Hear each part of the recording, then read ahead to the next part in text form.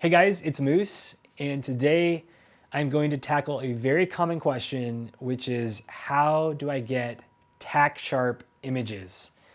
There's nothing more infuriating than taking what you think is a beautiful photo and then blowing it up later and realizing that the subject is out of focus or everything is super blurry. So what I want to do is show you 6 different scenarios that you might encounter that cause blurriness or out of focus problems, and I'm going to show you how to fix it. So earlier today, I took some photos of my son outside, and we're going to walk through those right now. Let's jump into the first one. Now you can see here that the camera locked on to the face mask in front of my son's eyes. By default, your camera is set up in a way to automatically choose the focus point for you. Now you might think that that's great, but unfortunately it doesn't know the exact location where we want the camera to focus.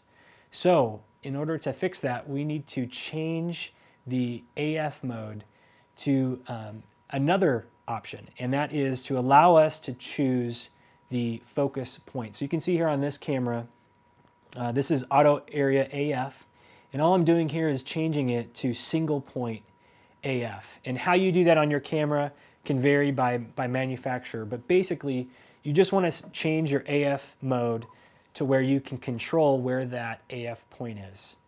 So what I did is I set it to the very center of the frame, and then I locked on to my son's eyes, and I was able to bypass the face mask in front of him and get really sharp eyes and an overall face.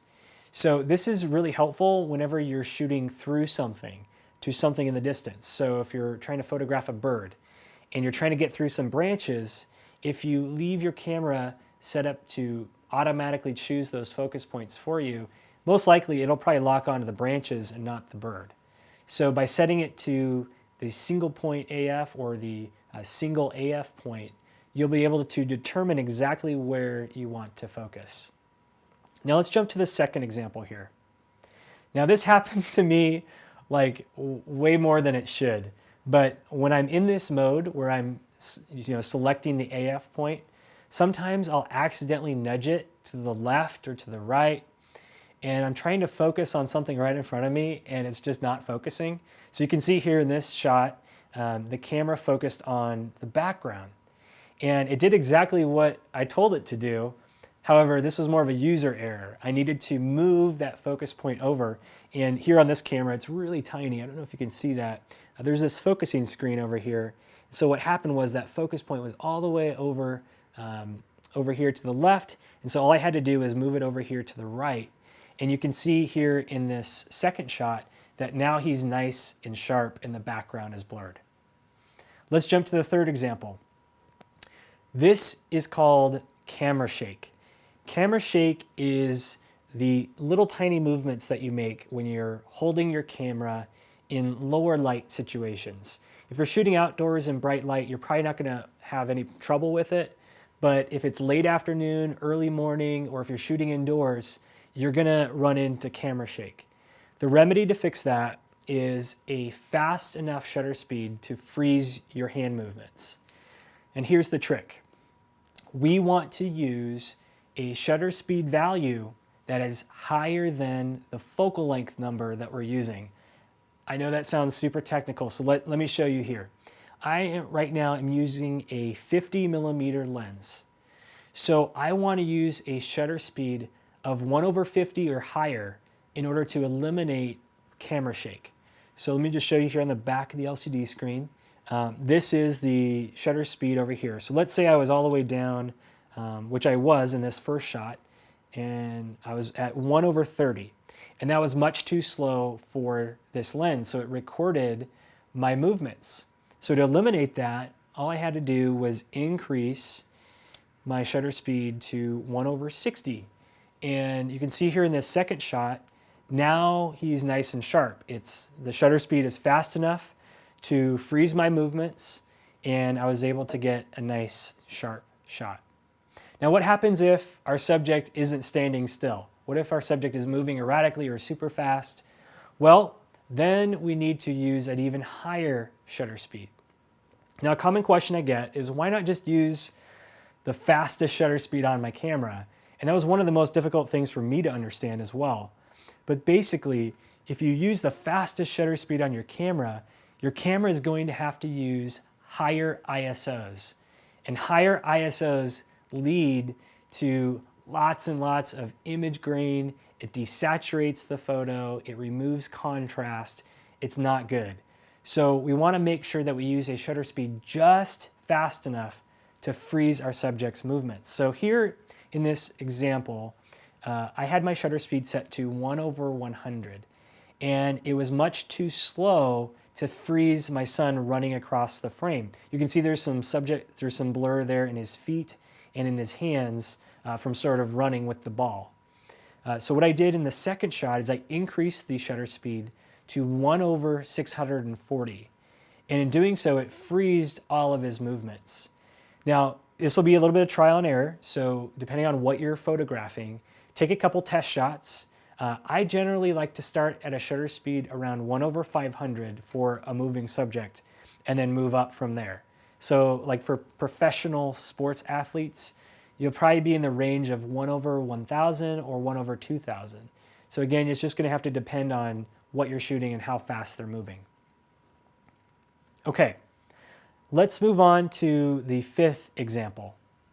Here's a photo of my son, and you can see here there's no motion blur, there's no camera shake, and the focus point was actually set perfectly on his eyes. However, what happened was I was utilizing a really low aperture f-number. And in doing so, it gives me that nice blurry background, and it's supposed to put my subject really, really sharp. However, what happens is when you use a low aperture f-number, the area in focus goes from like this to this.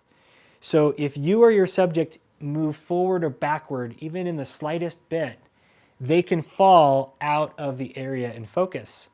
So you either have to take the picture really, really quickly to ensure that the focus point is locked on the subject's face and you get everything behind them nice and blurry. But many times you can't always do that. So what you have to do is actually increase the aperture f-number. So here in this second shot, you can see I increased the aperture f-number to f2.8. And that lengthened the area that was in focus. So now when he moves back and forth, or I move back and forth, he stays within that area in focus. So higher aperture f-numbers put more of the scene into focus. And this same example can be applied to landscape photography. So if you're photographing a scene and you have some flowers in front of you and you have some mountains in the distance, if you have your aperture set really low, it's only maybe going to focus on those flowers right in front of you and not the distance. So to get everything in focus, you may have to increase that aperture all the way up to like f11 or f16 to really lengthen the area in focus. All right, we've made it to the very last scenario, which is high ISO. I kind of alluded to it earlier, but basically high ISOs degrade the image quality. It makes things really grainy. It takes away the contrast and saturation. And so here in this example, you can see I had my ISO set to 3200. And if we zoom in, you can see all the image grain, how there's no sharp lines, the contrast is kind of lost. And now let's jump to another example where I was able to lower the ISO all the way down to 200. And here you can see how things are nice and sharp. The contrast is there, the color is there. And so it's really important to remember that if we can utilize lower ISOs whenever possible, that is the best possible thing we can do.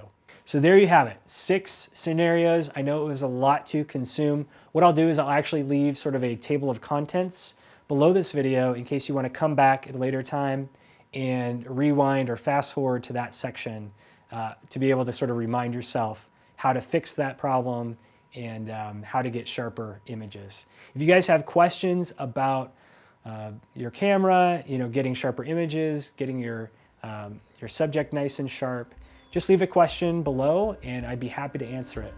So until next time, I hope you guys have a great rest of the week. Happy shooting.